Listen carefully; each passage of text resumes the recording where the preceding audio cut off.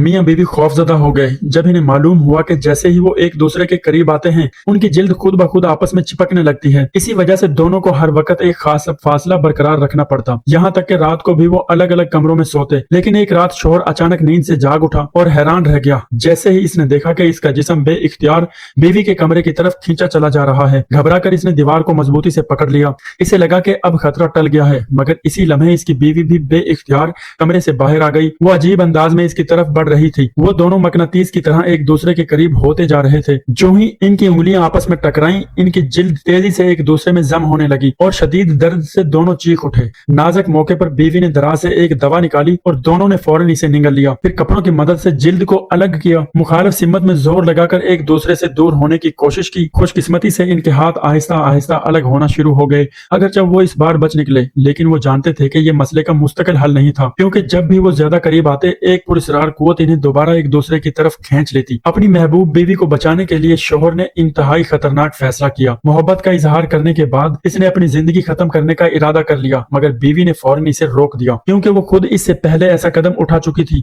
बीवी की जान बचाने के लिए शोहर ने अपना बाजू इसके जिस्म के साथ जम कर दिया और अपना खून इस तक मुंतकिल करने लगा। यूं वो इसे दोबारा जिंदगी देने में कामयाब रहा। आखिरकार दोनों ने मिलकर एक फैसला किया कि वो हमेशा के लिए एक वजूद बन जाएं। चुनाचा वो मुकम्मल तौर पर एक दूसरे में जम हो गए और एक ऐसी मुश्तरका हस्ती बन गए जिसमें दोनों की जिंदगियां एक हो चुकी थी।